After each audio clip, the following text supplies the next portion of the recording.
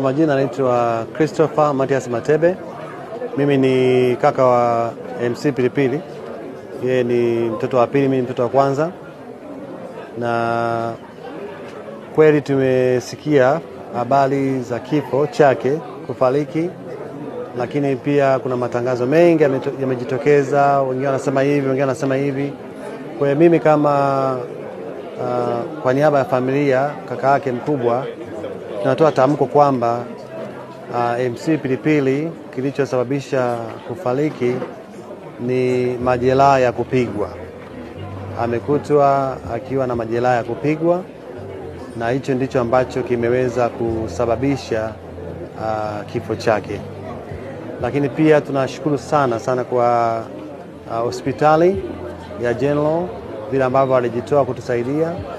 Tunashukuru sana kwa upande wa serikali ya Jamhuri ya Muungano wa Tanzania, na tukiongozwa na Mheshimiwa Anthony Mavunde ambaye ametusaidia sana katika kuhakikisha jambo hili linakwenda vyema. Tunashukuru sana kwa mambo hayo, na kama mlivyosikia kwamba kesho tutaleta mwili wa marehemu hapa nyumbani kwao kina MC Pilipili saa 7 kamili. Tutakuwa na ibada hapa na tutakuwa na nafasi ya kumwaga hapa, na ikimpendeza Mungu tunapanga atalala hapa nyumbani, ili siku ya Alhamis tutakuwa na ibada kubwa na watu wengi ambao watafika sehemu ambayo inaitwa Chinangali Park. Kwa hiyo ninawasihi wa Tanzania, MC Pilipili alikuwa anawapenda sana, alikuwa anawachekesha, alikuwa anapenda watu. MC Pilipili sisi kama familia alikuwa anatupenda pia.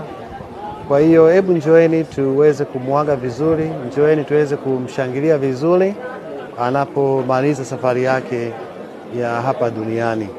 Kwa hiyo ninawashukuru sana na Mungu awabariki sana. Baada ya kukuta sasa mwili wake na majeraha, kama familia ni hatua zipi ambazo mmechukua kwa kushirikiana sasa na vyombo vya ulinzi na usalama? Kwa kifupi ningesema kwamba tumeiachia mamlaka ya serikali ambao wenyewe wanaendelea na taratibu zao za kisheria. Kwa hiyo tumewaachia serikali. Yeah. Kwa taarifa ambazo labda kama familia mnazo, tangia safari yake anakuja Dodoma na mpaka anafika na huko alipokuwepo, kuna tofauti yoyote ilitokea kati yake na watu waliokuwa nao, ama hamna taarifa yote ambayo mlipata? Kwa kweli hatakuwa na taarifa yoyote kwamba labda MC Pilipili alikuwa labda na ugomvi na mtu. MC Pilipili alikuwa si mtu mkorofi, hata sisi tuko naye nyumbani. Mimi ni mdogo wangu, sio mtu mkorofi, hawezi kupigana na watu, ni mtu